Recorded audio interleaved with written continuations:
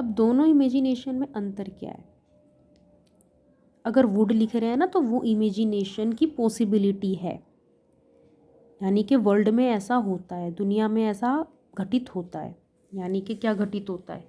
बारिश होती है। ज़रूरी नहीं है मैंने लिख दिया तो हो जाएगी, पर होती तो है, मौजूद तो है वो दुनिया में। लेकिन इस कंडीशन में, वर वाले कंडीशन में ऐसा होता ही नहीं है। जैसे अगर मैं लिखूं if I were a bird, ये कंडीशन है। ये कंडीशन कैसी है? ये इम्पॉसिबल कंडीशन है जो कभी भी पॉसिबल नहीं हो सकती। जबकि ये वाली जो कंडीशन है, इस सेंटेंस में पॉसिबल हो या ना हो लेकिन वो दुनिया में है, उसका वजूद है। इसका तो है ही नहीं, ये तो कभी हो ही नहीं सकता कि if I were a bird, कि मैं बर्ड बन जाऊं। तो ये इम्पॉसिबल वाली कंडीशन है कि सिर्फ मैं सोच सकती हूँ, मैं कुछ भी सोच सकती हूँ कि मैं उड़ के ही चांद पर पहुँच जाऊँ, तो ऐसा तो हो ही नहीं सकता। इम्पॉसिबल वाली इमेजिनेशन तो इंसान कुछ भी कर ले, लेकिन एक इमेजिनेशन होती है पॉसिबल, एक इम्पॉसिबल। पॉसिबल है तो हम इफ़ से बनाएंगे, वुड लगाएंगे। इम्पॉसिबल है वो भी इफ़ से बनाएंगे लेकिन वर लगाएंगे। If I were a bird, if I were a king. अब किंग तो होते भी नहीं है, आजकल टाइम पे तो किंग होते ही नहीं है। तो ये जो सेंटेंस बनेगा if I were a king या क्वीन, ये भी इम्पॉसिबल वाली कंडीशन है। तो यहाँ पर जो सेंटेंस है वो इम्पॉसिबल वाला कंडीशन है। क्या है sentence? If we were not so single minded. काश, इसका मीनिंग भी चेंज हो जाएगा। काश या यदि हम में से कोई भी सिंगल माइंडेड ना होता।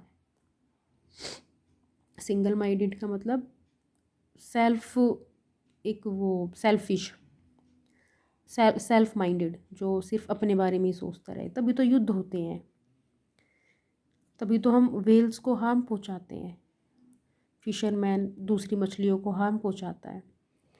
अगर हम अपने बारे में नहीं सोचते होते तो हम अपने हाथों को देख पाते। हमने सिर्फ अपने बारे में सोचा, साल्ट इकट्ठा करना था, बेचना था, पैसे कमाने थे, अपने हाथों को नहीं देखा। और इतना शोर शराबा भी नहीं हम करते, अपने धरती का, पर्यावरण का, नेचर का ध्यान रखते। तो अगर ऐसा, ये इम्पॉसिबल कंडीशन है, क्योंकि पोइट को भी पता है ऐसा कभी नहीं हो सकता। इंसान कभी भी ऐसा नहीं कर सकता, कभी भी वो सिंगल माइंड को, एक स्वार्थी दिमाग को छोड़ नहीं सकता। तो इसीलिए ये वाली जो कंडीशन लिखी गई है ना, वो वर में लिखी गई है, ना कि वुड में।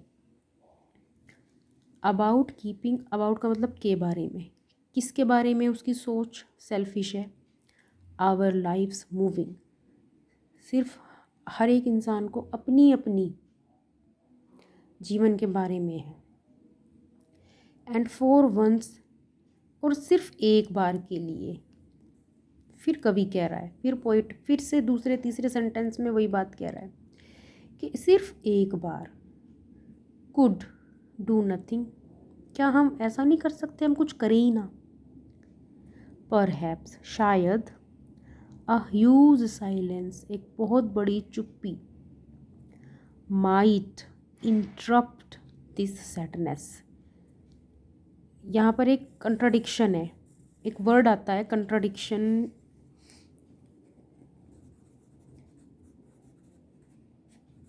कंट्राडिक्शन पोएम में ये वर्ड बहुत आता है, कंट्राडिक्शन। कंट्राडिक्शन का मतलब होता है विरोधाभास।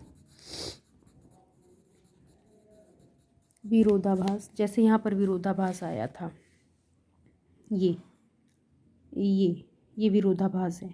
एक जगह वॉर है, दूसरी जगह क्लीन क्लोथ्स है, भाईचारा है। कुछ भी नहीं करे, अगर हम कुछ भी ना करें तो हमें छाया मिलेगी, हमें भाईचारा मिलेगा, हमारे कपड़े साफ रहेंगे। अगर हम कुछ भी ना करें तो ऐसे कैसे हो जाएगा? ये विरोधाभास है।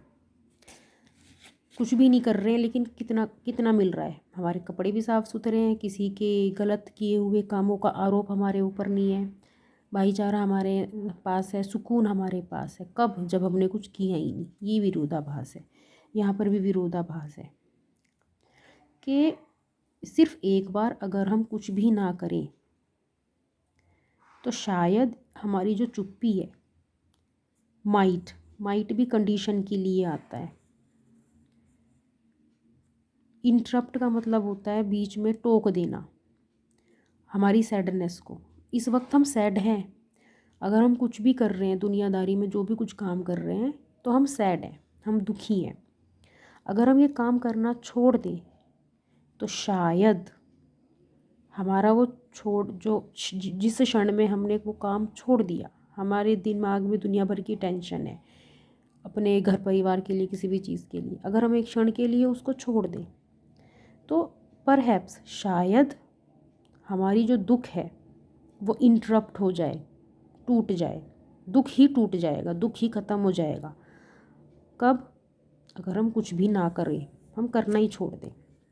Of never understanding ourselves, और साथ साथ नेवर, कभी भी नहीं अंडरस्टैंड करें सिर्फ और सिर्फ अपने बारे में।